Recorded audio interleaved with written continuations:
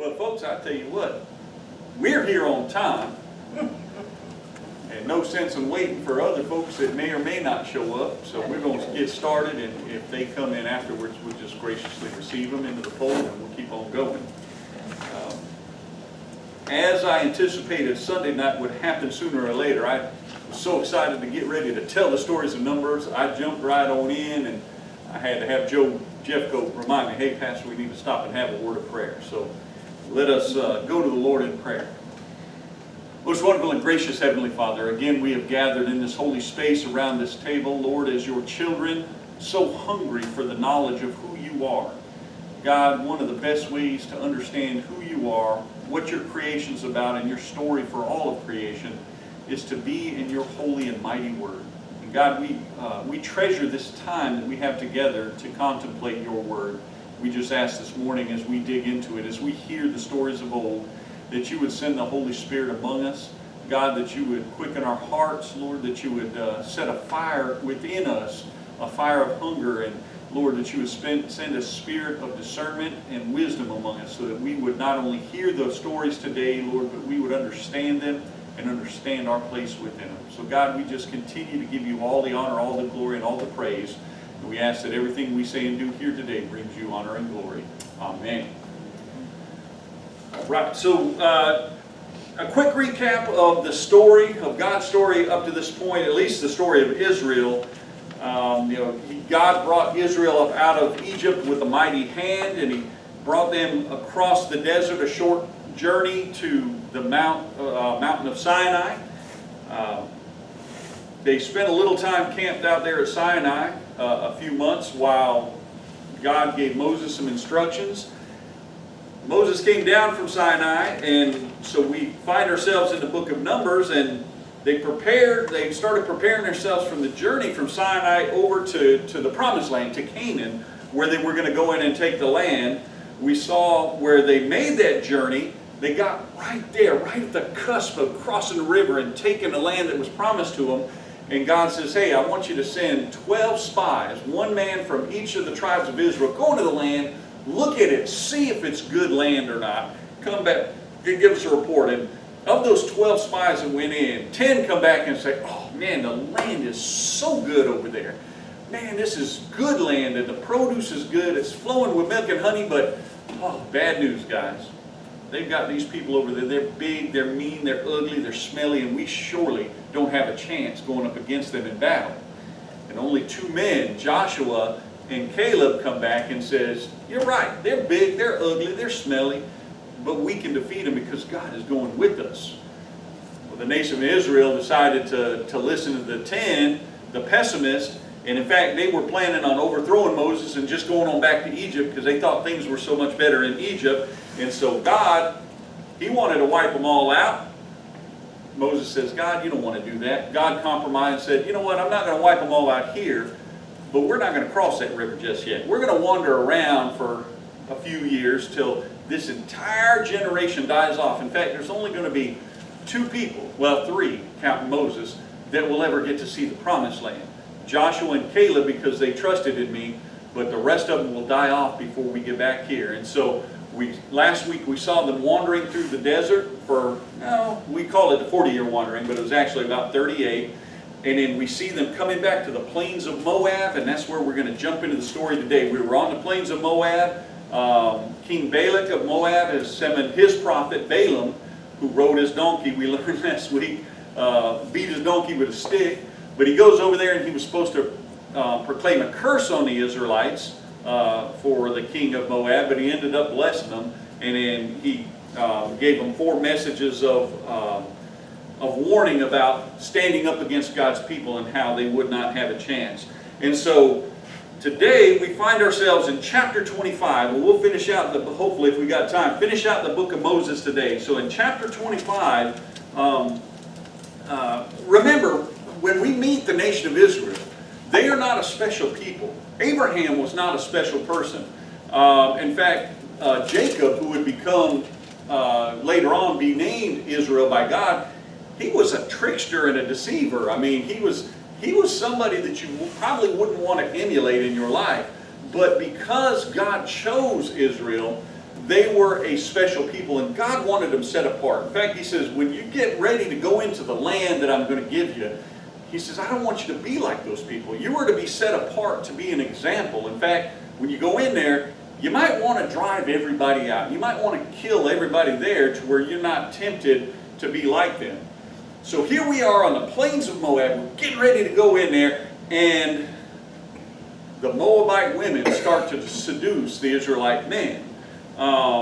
So they're camped at this place called Shittim, S-H-I-T-T-I-M, and God tells us that the men of Israel engaged in sexual immorality with the Moabite women. They went with the women and they ate sacrificial meals and they worshiped the gods of Moab. Everything that God told them at Mount Sinai not to do. So, I know it's been about 38 years since they heard that message, but that would have been passed down. They still know what they're supposed to be doing and what they're not supposed to be doing, but here they are, and what happens is God gets angry with them, and he tells Moses, he said, I'm not going to kill all the Israelites, but I am going to hold the leaders of the Israelites responsible. All the leaders of Israel must die. Moses, they've got to be put to death. And for once, we don't see Moses objecting to that. He doesn't go and say, well, God, let's spare the leaders. He says, okay, God, that's what you want. We'll get all the group together and we'll start putting the leaders to death. And so Moses gathers the whole assembly of Israel there at the camp by one of the main entrances to the camp. And he's telling the people what's going to happen and that the leaders are going to die. And wouldn't you know it, that right in the middle of Moses talking to the people, and the people are wailing and carrying on because of all this death that's going to come, wouldn't you know that there is an Israelite man comes strolling into the camp, arm in arm, with one of those Midianite women that he's not supposed to be hanging out with. And if that wasn't bad enough, everybody's looking going, what's this fool doing? He strolls right on past him, takes her into his tent to do, well, you know what people do when they go into their tent in ancient Israel. They couldn't believe what their eyes were seeing. Their leaders are about to be put to death because of this foolishness, and this guy has the audacity to walk one of these women right into the camp. Well, there's this guy named Phinehas. He is the son of Eleazar, who is the son of Aaron. So he's Aaron's grandson. It doesn't say at this point that Phinehas is a priest, but he is in the line of the priest because the line of Aaron is going to be the priestly line for Israel. And Phinehas sees this happen, and he is just seized with this holy zeal for God's word, and he gets this righteous anger within him. And what he does, he grabs a spear that's nearby, and he goes into this guy's tent. And while these two are doing what they're doing in the tent, he takes the spear and he jabs it into the man, and it goes through the man and impales the woman that's underneath him, and he kills both of them. Now, that sounds a little violent and a little extreme to us, but when God sees this happen, God is actually pleased with the way Phinehas handles this situation with his holy zeal. And at the time, he had sent a plague into Israel amongst the leaders, and God stops that plague because Phinehas has done the right thing. But he doesn't stop that plague until 24,000 Israelites are dead because of this sin, the sexual immorality, this having other idols and other gods before him. So God goes to Phinehas and he makes a special covenant with Phinehas and for all of Phinehas' descendants, and he says, you will always have a royal priesthood, a royal lineage before me because you have done what was right in my eyes. And then after that, God goes to Moses and says, you know, I've dealt with Israel because of this, but you know, those Midianites knew what they were doing. They knew because Balaam stood and told all of these people, gave them 4 separate warnings about doing anything to trip up my holy people, the Israelites. And yet the Midianites come up with this scheme to trip up the Israelites. And so he says, Moses, all these Midianites must be killed because they tried to lead Israel astray and lead them away from me. Now, we won't see that just yet, but we will in the future. God will end up dealing with the Midianites. But for at this particular point, God makes that proclamation, and He puts a pin in it and said, "We'll deal with that later, but this is what's going to happen." So in chapter 26, remember, they're back where they began. They're at the cusp of going into the Promised Land. You remember how Numbers first? You remember how what did Numbers first start with? Chapter 1 in the book of Numbers. I think it was chapter 1. Hold on, I better go back and look before I start saying something that's not true. Yes, chapter 1 starts with the census, right? God tells Moses, while they're still in the desert of Sinai, before they get ready for this first attempt to go into Promised Land, He's like, I want you to count all the tribes of Israel, every man that's 20 years or older who is able to fight. And we talked about how the reason behind that census is because they weren't just going to be given the Promised Land. They were going to have to go in and fight for it. God would be with them, but they would have to fight and take the land. And so they wanted to know how many fighting men they had available. Well, now about 40 years have passed. That whole generation that they had counted in the first census is all dead. So now we need to get another idea of how many men we have available to go into the Promised Land when they make their second attempt to go in. How many are going to be available to fight?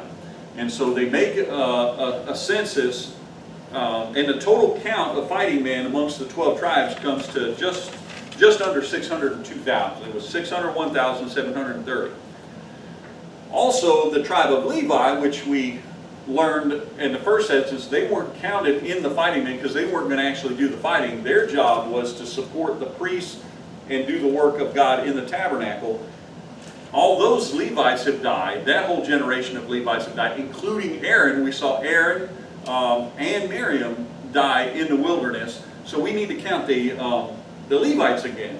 And so all the Levites 1 month old, all the Levite males 1 month old and older were counted, and they come up to 23,000. So now they've got a good idea of who they've got available to go in and to take the Promised Land.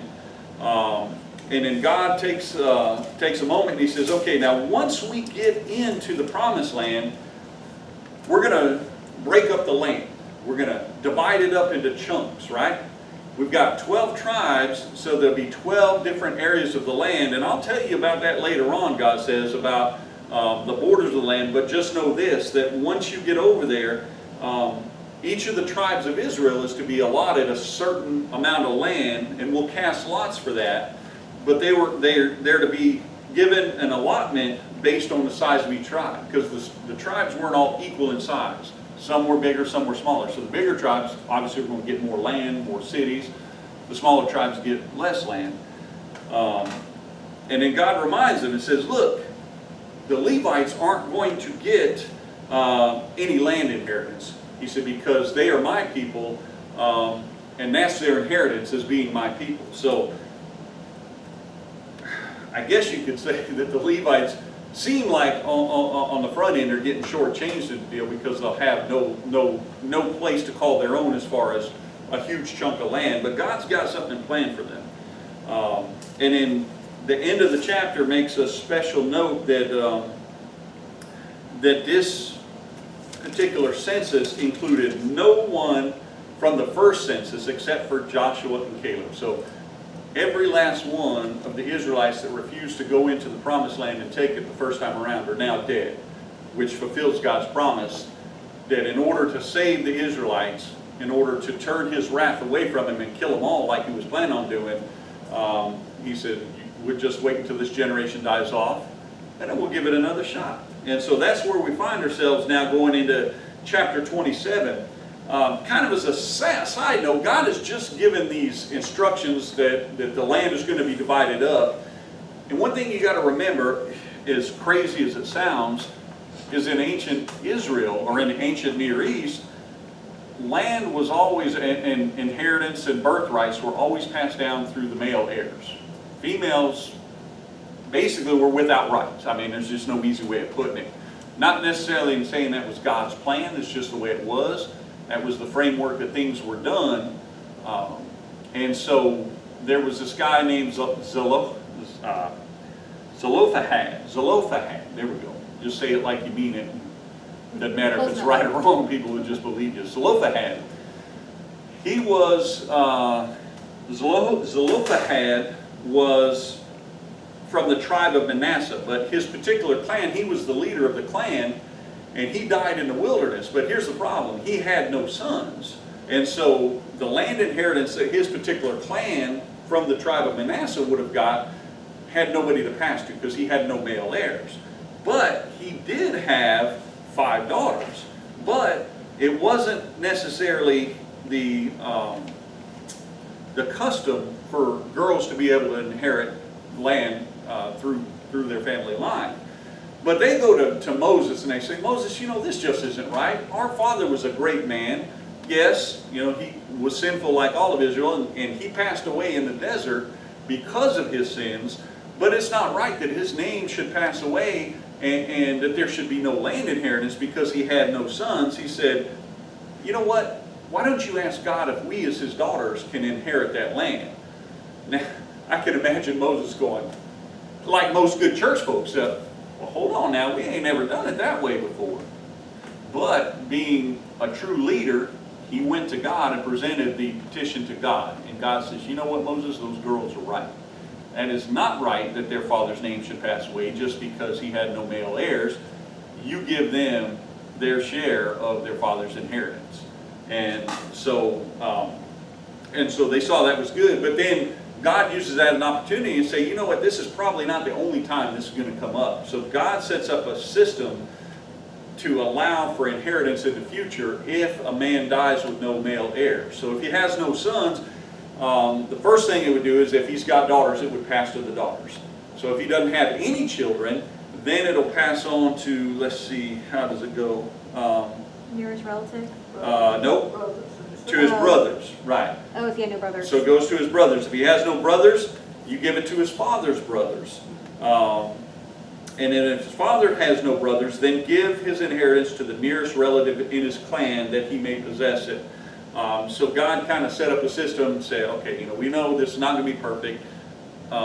Sometimes a man will die without any obvious heirs, and so this is how we distribute the land. Because God was really intent about that land always being within that particular tribe. He didn't want the land, because think about it, especially with 12 tribes, let's say you've got a girl from the tribe of Manasseh, and she looks over there towards the tribe of Judah, and she just sees this young man over there. Oh, he's gorgeous, and she is so smitten, so she wants to go marry him.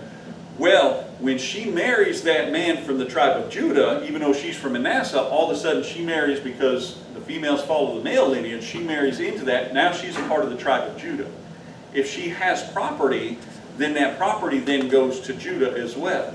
And so over time you can see where property might migrate from one tribe to another, and one tribe might just finally in one point cease to exist because they have no land inheritances left. And so God was really specific about wanting that land to stay within the tribe. And we'll see this come up again at the end of Numbers. But anyway, so God handles that. And then God goes to Moses and says, Moses, let's go up on this mountain over here. He says, you know, you were going to lead my people into the promised land. But you remember that time not too long ago when you guys were wandering around the desert and people got thirsty, and they're like, oh, Moses, we're going to die of thirst over here. Oh, Moses, how come you led us up out of Egypt? At least we had water in Egypt. And you remember, Moses, when I told you to trust in me, and you go over to that rock and you speak to the rock and I'd make water come out of it? Moses was like, yeah, I remember, God. And you remember what you did, Moses? Did you speak to the rock? And Moses was like, no. Well, what did you do, Moses? I smacked the rock with the staff. Moses, did I tell you to do it that way? No, God. You remember what I told you was going to happen? Yes, God, you said I'd never get into the promised land. He said, my anger still burns about that, and I'm still going to keep my promise. You will not go into the promised land, Moses, but let's go up on this mountain over here, and you'll at least be able to look across the Jordan River, and you'll be able to see the land in which I'll be giving the Israelites. And he said, and after you've seen the land, the words God uses is, you'll be gathered unto your people. That's a fancy way of saying, or a euphemistic way of saying, you're going to die. It's your time. So they go up on the mountain. and he looks across the land, and then Moses says to the Lord, he says, God, if I'm not able to go into that land with the people, they're going to need another leader to go with them, because they're going to be like sheep without a shepherd. They're just going to kind of wander off and do their own thing. So God, if you don't want me to go in there with them, at least provide for another leader to go with them. And God says, you know what, you're right, Moses, and I've got the perfect guy in mind. He said, you remember one of those two spies 38 years ago who come back and gave a good report? Joshua, the son of Nun. That's the guy who I want to lead my people. And he says, so here's what I want you to do. I want you to take Joshua, and I want you to take Eleazar, which is Aaron's son, who took over the priesthood after Aaron died. And I want you to lay hands on that young man, and I want you to commission him to lead my people. He says, and since you've got a little bit more time before you die, I want you to give him a portion of your authority so the people see that I have chosen him, and they will accept him as their leader. And so Moses and Eleazar commission him for this leadership role. As you might expect, since a whole generation has died off, since the first time they were here at this point, ready to go into the land, there's a whole new generation that might not remember everything that God said to them, all the instruction that He gave to them to prepare them to go into the promised land. And so God takes a little time, and He says, let's go ahead and have a couple of little housekeeping things, tie up a few loose ends. And so He introduces to them a couple of new offerings. And so in chapter 28, we see these new offerings. The first one that God institutes is a daily offering. And now this is going to sound like a lot, but remember, we've got about 2 million people here, along with all the associated produce and all the flocks and everything that go with it. So God says, every day I want a daily offering from the priests. And here's what you're to offer. He says, you take 2 lambs that are 1 year old without blemish, and they're to be a burnt offering, a fragrant offering unto me. And he says, with the burnt offering of the lambs, I also want a grain offering. So you bring about 3.5 pounds of your finest flour, you mix it with a quart of your finest olive oil, and that's to be part of the burnt offering.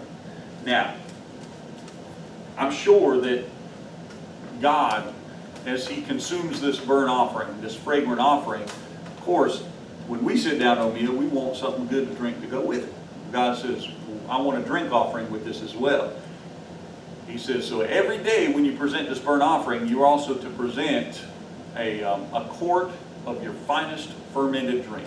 Now, I'm not sure exactly what the fermented drink was, whether it was wine, maybe it was a good 12-year-old scotch, I don't know. But whatever it was, every day that they made the burnt offering, they were to give this drink offering as well. And he said, so every day this is what you offer. Now, every Sabbath day, you're going to give this offering. And it was another 2 lambs, 1 year old, without defect, to be a burnt offering.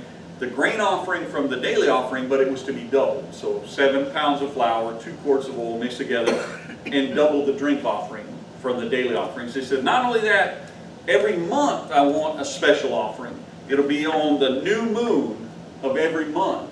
And what you do is you bring 2 young bulls, 1 ram, and 7 male lambs, all of them without defect, and they are to be a burnt offering.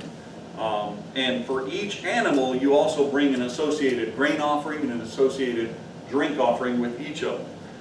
And he said, and you know what? I know that every month somebody in this group is going to mess up and sin. So I also want you to bring 1 goat without blemish, and we will sacrifice that goat as a sin offering to atone for the sin of the people.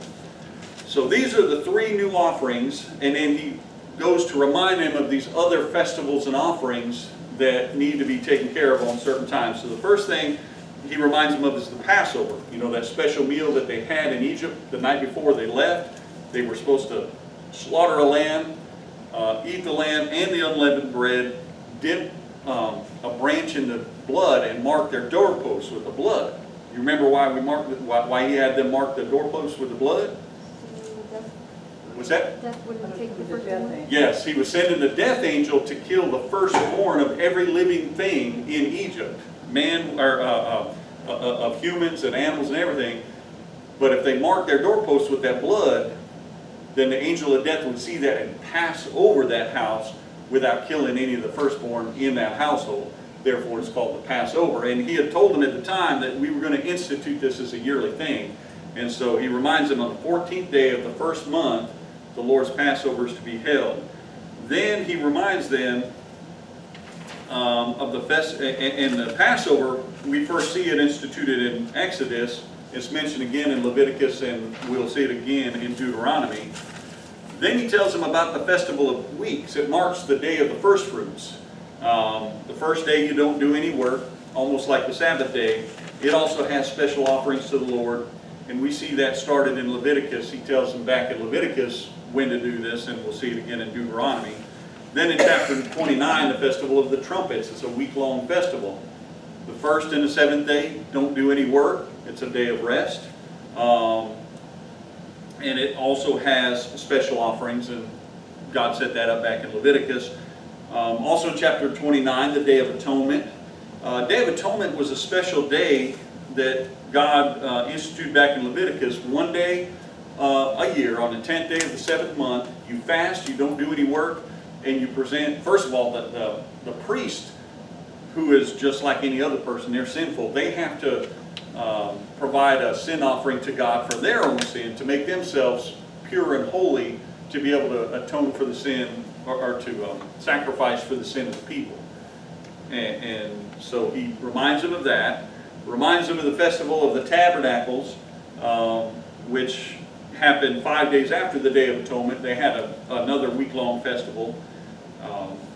First and the last day, don't do any work, and then make special offerings each day of the week. It's all in there. It's just reminding them of all this. Can I ask you? Yeah, sure. Listen, please feel free to stop me at any time to make any observations or ask any questions. Don't feel bad about it. There's a lot of things that they had to sacrifice Oh, yeah. as burnt offering. Mm-hmm. What did they do? Did it all burn up? Or did the people eat those things? That is a great question. In fact, the same question came up Sunday night when I did the study at Ebenezer. So it's not specifically said in here for these particular offerings, but if we go back when God first instituted the Levitical priesthood in Leviticus, remember what he said was, since the Levites would have no inheritance, it's kind of like preachers now today, they were supported by God's people. Part of that was any sacrifices that were brought, usually, unless otherwise specified, it was just the fat of the animal that was burnt. The meat was given to the priests and to the Levites. The choicest meats from that was given to them as their share, as well as any grain offerings, any wave offerings, drink offerings, stuff like that would be brought forth, and the priests and the Levites got that. So I'm assuming that these particular sacrifices also follow that same model. So the Levites would have consumed everything but what was burnt, like usually the fat of the animal was burned as a burnt offering. So yeah, that's a great question. But like I said, please don't ever feel like you can't stop me at any point and ask any questions, or even better, offer an observation. Maybe God is speaking to you about something and you can share it with all of us. So. It seems like to me that there were so many things that they were required to do. Oh, yes. I don't know how they remembered all of it. Well, part of it was, we mistakenly think when Moses was on the Mount of Sinai that it was just the Ten Commandments that was written on the stone tablets. But that wasn't everything. God wrote the Ten Commandments with his own finger on those stone tablets, plus the purity laws, the moral code, all that. That was all on that set of tablets. In addition to, I assume that a lot of these sacrifices and festivals and everything would have been recorded either by God or by Moses. And remember the plans for the tabernacle that God gave Moses in Exodus as well. So these would have been recorded. either on stone tablet or some other instrument that they had, or like somebody asked me on Sunday, you know, same thing. There's so much that they have to remember to do. Was this, you know, of course, and they kept falling short, like don't have other idols and other gods, but they kept falling short on that. Like, was that written down anywhere? In ancient Near East, at this particular time, a lot of stuff was oral tradition. That's why if you actually can read Hebrew, which I can't, but Hebrew scholars have pointed this out to us, so much of the Hebrew Bible or the Old Testament is written, they use literary structures that would have lent itself to memorization to repeat these traditions orally. Like the book of Psalms and the book of Proverbs, it's very lyrical. It's almost like a song. You know how we can recite song lyrics because they're catchy? Well, the same thing with ancient Hebrew literature. It was written in such a way. Think of like in the Proverbs, you know, there's 4 things that God hates. Yes, even 5 that he detests. And then they go to list it. Well, that 4, 5, 4, 5, you know, things like that help us. So they would have passed this down orally over the years, and at some point it was recorded in written form and then incorporated into what we now have as the Hebrew Scriptures of the Old Testament. So, so part of it was these things would just been passed down from generation to generation. Part of them were recorded, like the laws and everything. God inscribed that onto the stone tablets with his own finger. So, but that does raise an interesting question, is how culpable should the Israelites be for failing to keep certain things if, well, and by the time that the Old Testament comes to a close, there are 613 laws that the Israelites are responsible for keeping. And if you break one, you're guilty, as Jesus says, you're guilty of breaking them all. If you break one law, you might as well have broke them all, because that's how far removed you are from the righteousness of God. So, in my mind, it's like, you know, the Jews get a bad rap for always being knuckleheads and not doing the right thing. But man, when you got so many things to remember, how can God possibly hold you responsible for missing one out of 613? But you miss one, you miss all. You miss it all. Which, that is the whole premise behind Paul's argument in Romans about how the law could never save anyone, because nobody was capable of keeping the law. The law was given, according to Paul, so that grace might increase. The law basically shone a spotlight on our unrighteousness to say, look, we can't even do this right. So we need a Savior, and for Paul, that Savior was in the form of Jesus the Christ. He says, does that mean we just abolish the law altogether? No. We still try to live righteously, but that Jesus Christ is our atonement when we fall short. So, I'll be glad that Jesus came and that new covenant was made. yes, absolutely. Absolutely. Yeah. But the one thing I like to remind myself of is Jesus is not a get out of jail card free for us Christians. It's not a, okay, I believe in Jesus, I can live my life anyway. There are preachers that will tell you that. They was like, oh yeah, if you believe in Jesus, you know, it's the once saved, always saved doctrine. Now, I'm a big fan of that. However, in Methodism, that's not part of our doctrine. John Wesley absolutely believed you could backslide your way right out of salvation because you weren't living a holy life in response to being saved. Baptists get around that, or I don't want to pick on Baptists. People in the Baptist tradition, Calvinists, they get around that by saying, well, if you're not living a holy life, were you really saved? And that's a fair question to ask. So yeah, I am sure glad that Jesus Christ came to pay that debt on my behalf, but then now I am bought at a price, and that price is his blood, and my response to him is my good works. My good works will never get me to heaven, but my response to the love that God sent through Jesus Christ is to live a holy and a righteous life, or try to. So, yes, a lot of stuff they've got to remember.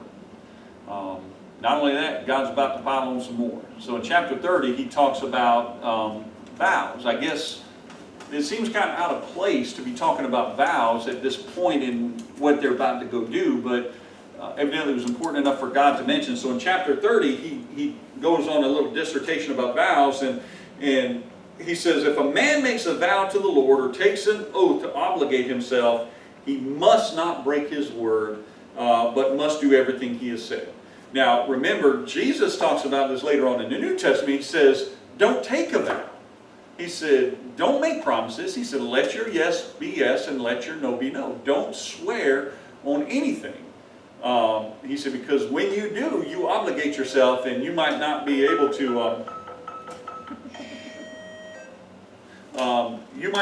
fulfill it, but you will be held responsible to that.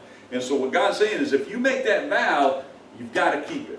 And then he goes on, and I'm not sure why he singles out women, but once again, we go to the fact that for I won't say for better or worse, I think definitely for worse, women were not necessarily considered capable of handling their own affairs. So you think about a young woman before she was married would live in her father's household, so she is under her father's authority.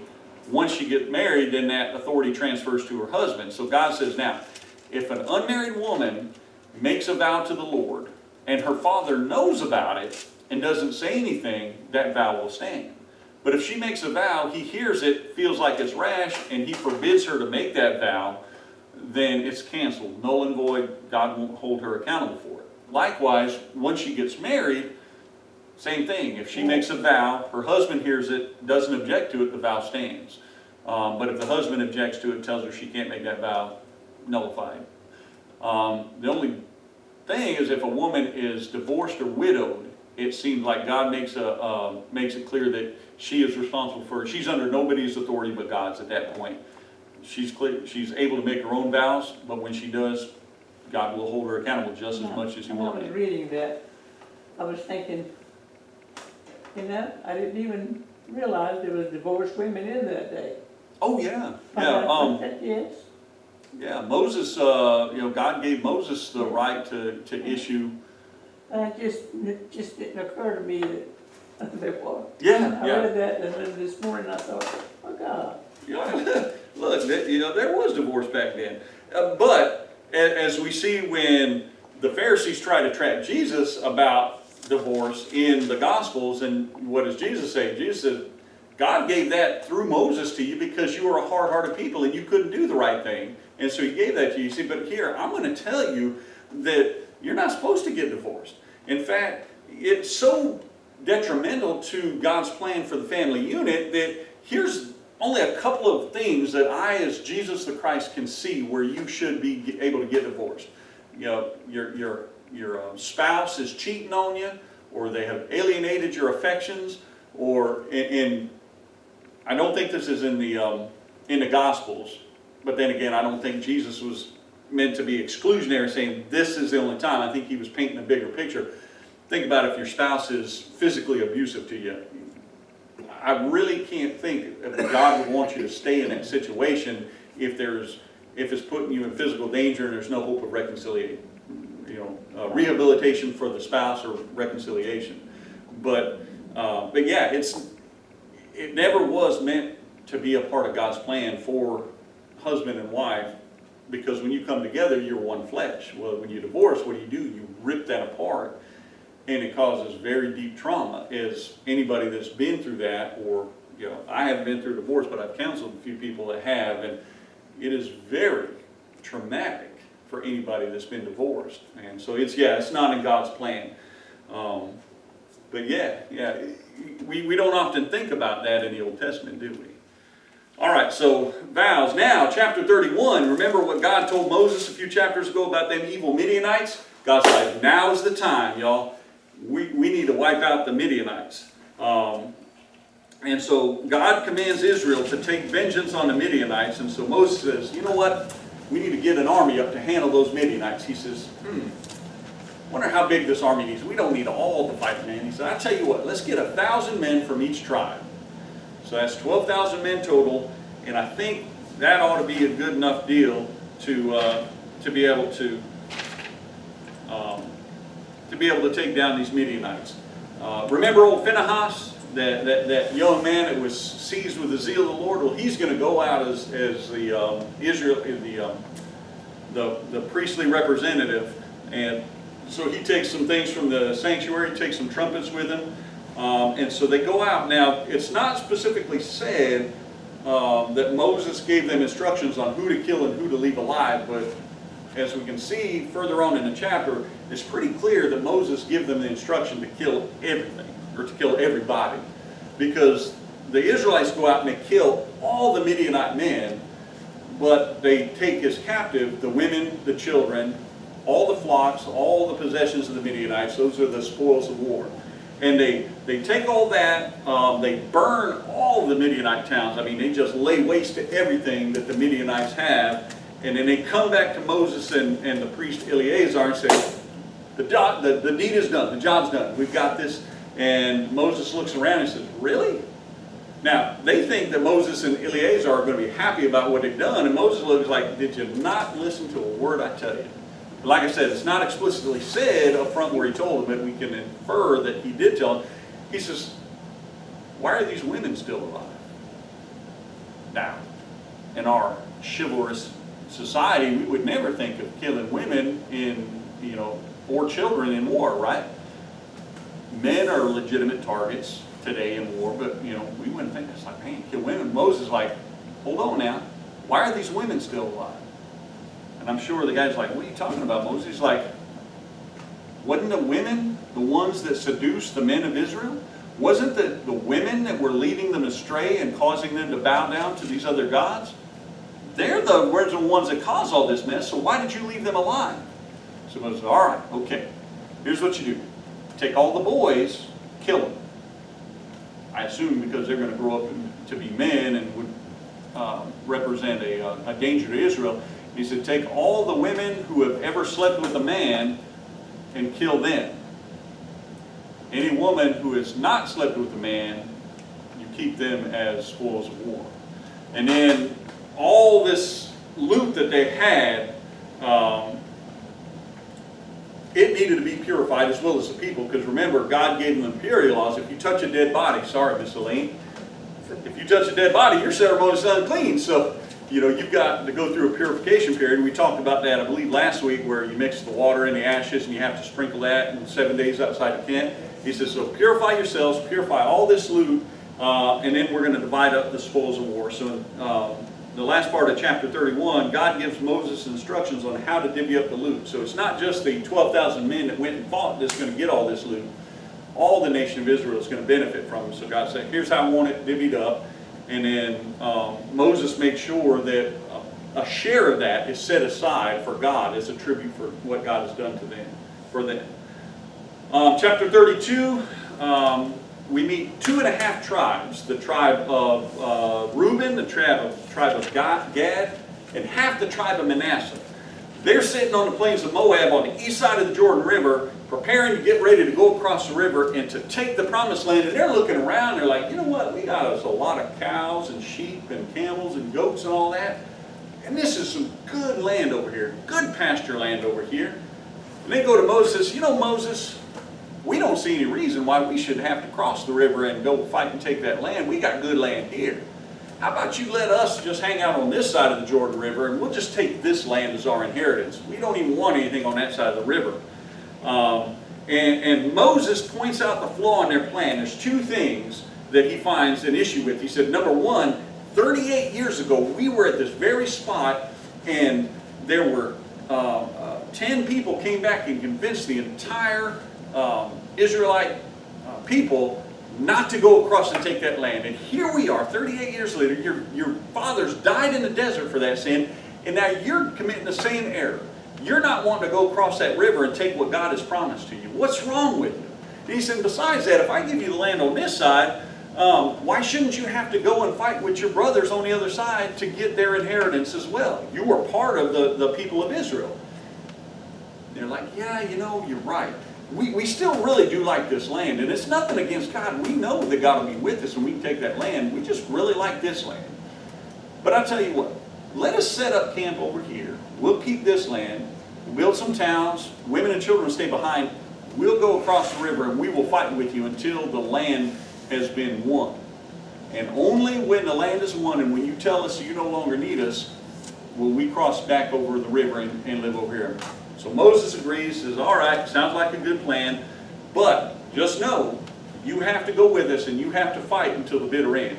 And only then can you come back and possess this land over here. And so those 2.5 tribes, the Reubenites, the Gadites, and the half tribe of Manasseh, are known even to this day as the Transjordan tribe. So they wouldn't be on the west side of the Jordan with the rest of the crew. They were across, which trans means across. They were across the Jordan on the east side. Chapter 33, which I'm just going to give a brief overview. At some point, God tells Moses to record Israel's journey from Egypt, from the time he led them up out of Egypt until the present time. And so Moses makes a line-by-line entry of, okay, we camped here for a while, then we left here and we went to this place and we camped. And he does that for the entire 40-plus years since they left Egypt until they find themselves now. And then God tells the people, all right, now that you know where you've come from, now that you know where you're going, I have just something really important to tell you. When you go into this land, make sure that you drive out all the inhabitants of the land. He said, these are some detestable people. I've given them 400 years to change their ways. They haven't. They're despicable. They're detestable to me. And they will be your downfall if you don't drive them out. So when you go in, drive them all out and possess the land. Destroy their images. Destroy their idols to their false gods. Destroy all their high places, which just meant that's where they set up on any hill or mountain. They had set up a place of worship to their gods. He said, destroy all that and then take the land, for I, the Lord your God, have given it to you to possess. And then he reminds them again that the land is to be distributed by lot, by casting lots for it, with each tribe getting a land proportionate to their tribal size. And then he reminds them again, if you do not drive out the inhabitants, they will cause you trouble. In fact, the words God used said they will become barbs in your eyes and thorns in your sides. And he said, and if you fail to drive them out and they become thorns in your sides, then I will do to you what I plan to do to them. In other words, if you don't obey me and drive these people out, at some point I will drive you out of the land, which, since we have the benefit of knowing the story ahead of time, we know that centuries down the road he does drive them out, sends them into exile. First the northern kingdom falls to the Assyrians, then a while later the southern kingdom is taken into exile by the Babylonians.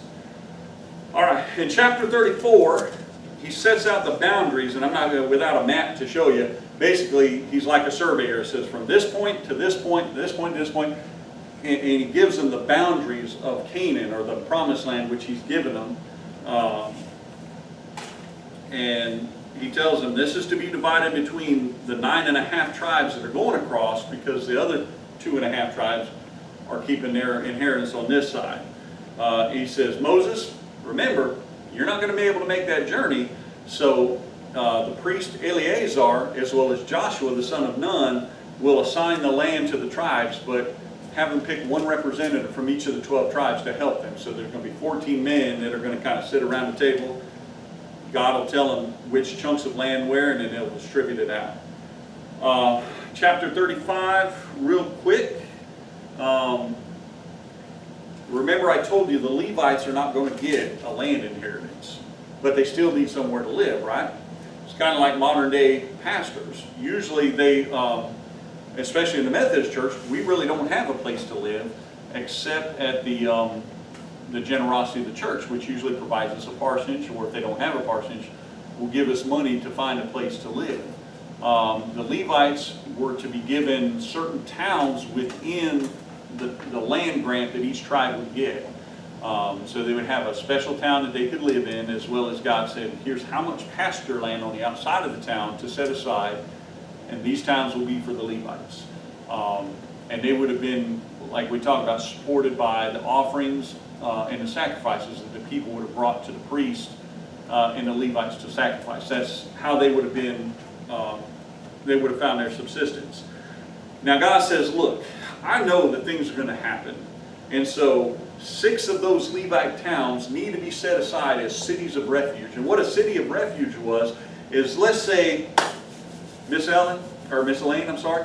I'm sorry, but you know, you were walking down the street underneath the 2nd floor of my house, you know, in this town, and I was putting up my ancient air conditioner unit into the window, and it slipped out of my hands, and it fell down and hit you in the head and killed you.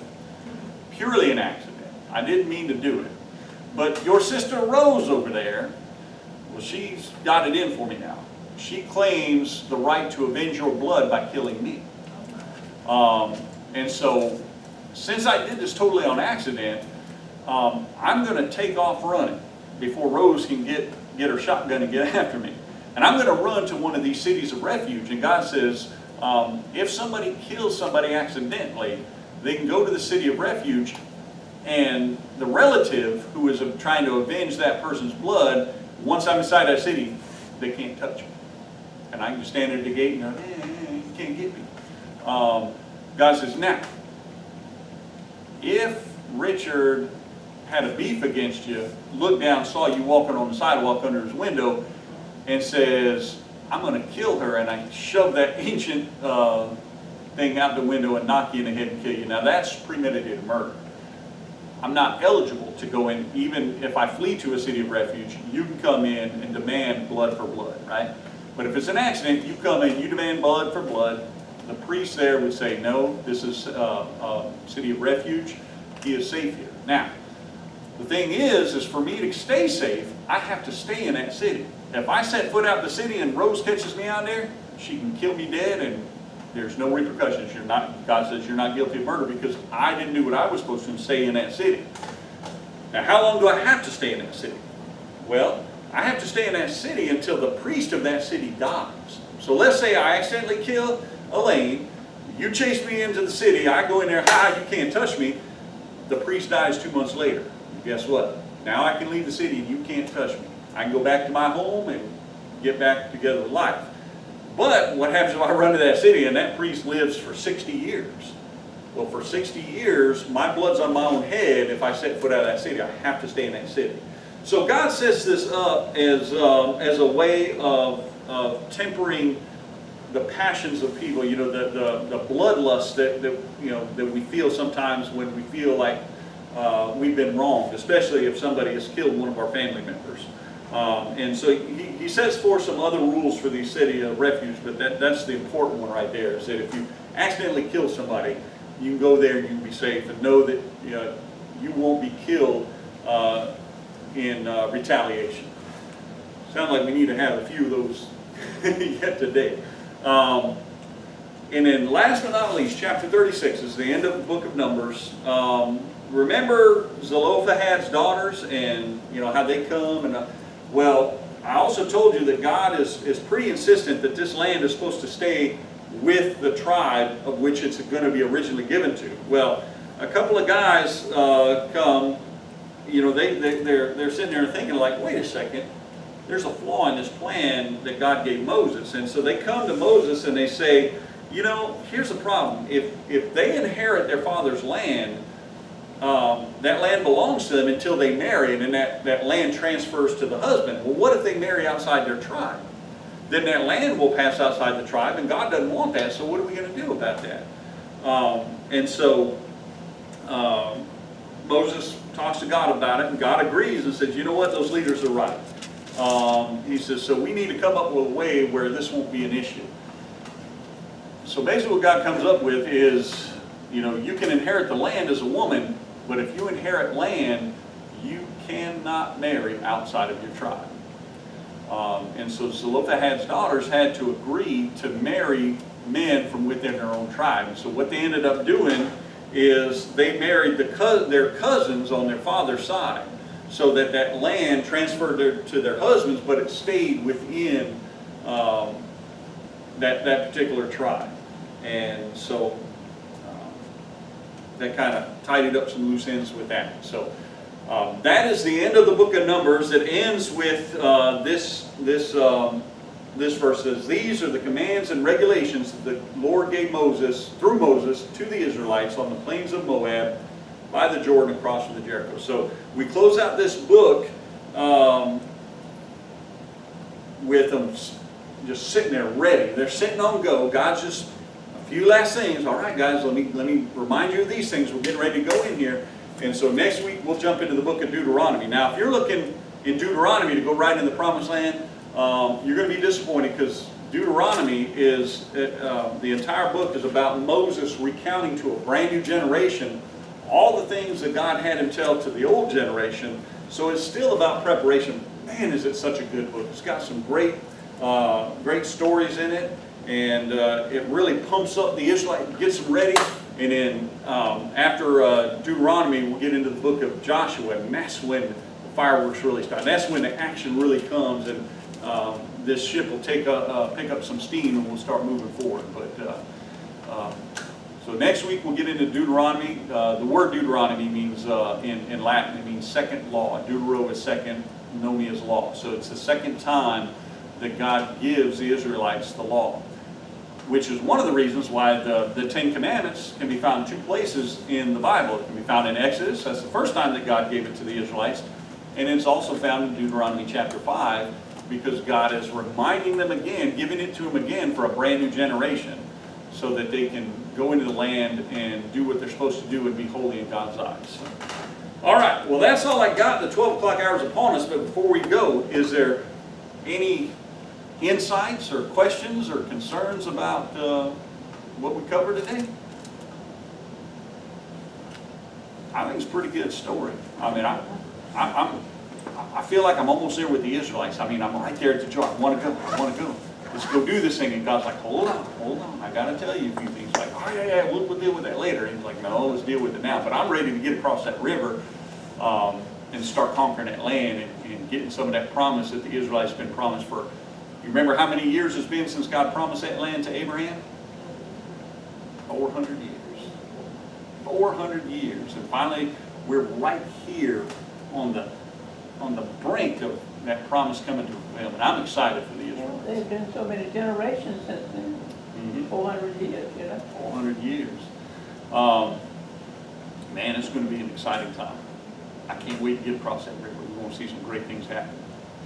All right, folks. Until we come back together again, I bid you to go forth in peace and have a great week. We'll see you here again next week, and hopefully we'll pick up the stragglers that we're missing this week. Hey folks, remember to click the subscribe button below and ring the bell to be notified when we post new content. And as always, if today's video touched you in some way, please hit the thumbs up button and leave us a comment. We love to hear how our content impacts your walk with Jesus Christ. Until next time, God bless.